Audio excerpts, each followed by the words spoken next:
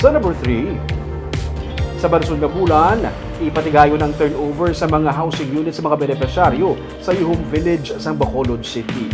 Apang paano bala makaangkon sa sini nga mga condo type nga mga balay kag sinulang bala ang pwede maka-avail sini. Yaring report ni Nico Delfin. Nakapatindog na liwat sang Tiangge si Hedrisa Harder sang Purok Tangkong sa Barangay 7 matapos man nga makabangon sa nagluntad nga sunog sa nagligad nga Setyembre. Si Harder ang pilalang sa mga katapos ng informal settler families nga interesado sa housing projects ng Bacolod LGU pud sa Department of Human Settlement and Urban Development.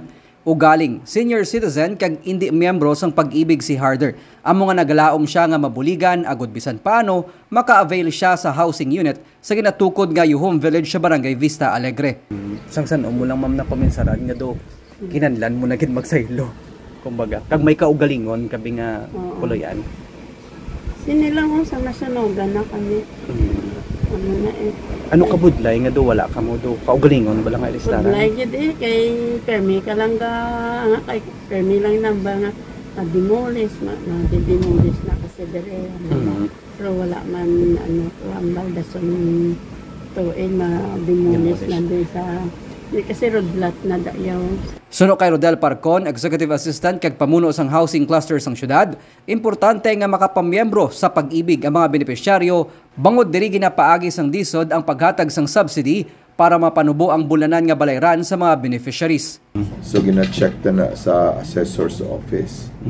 No, kung may mga nagagwa ng property. Karon ang aton Bacolod Housing Authority sagad na iya makipag-angot kung para ma-determine nila whether qualified nga beneficiary ang nag-apply. Ara kita pag-ibig verification. Ang pag-ibig verification is really a credit investigation. Base sa requirements ng Bacolod Housing Authority, ginakinahanglan nga may kapasidad nga magbayad sang kapin 2,300 pesos nga monthly amortization ang mga benepisyaryo sang housing project.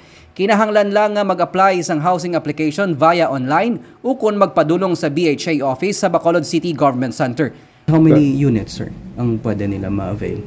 Hindi, ang ano ta, isa ka tao, isa ka unit. Okay. Ang isa ka unit, pwede pulihan sa 3 ka tao. Kung ang isa ka pamilya, may 3 sila ka membro nga qualified, may kabataan sila nga 3 ka bilog nga qualified, pwede sila kakuha tag sa isa sa kabataan, pwede sila makaayo na matinuparay lang sila. Wala na sang reservation fee o kung processing fee nga kinahanglan bayaran. Ang mga kasubong ni Harder nga wala sang kaugalingon nga duta nga ilistaran ang prioridad sang housing project. Bisa na mga hindi taga Bacolod, pero diri na nagatrabaho kag nagarenta sang ilistaran ang qualified sa programa.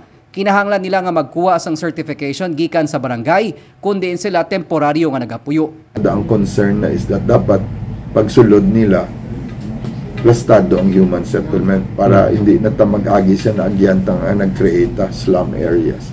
Gindugang man ni Parcon nga tanan nga housing application ang nagaagi sa validation sang BHA kag pag-ibig agud mapasiguro nga ang mga housing units ang makadto sa lehitimo nga mga benepisyaryo.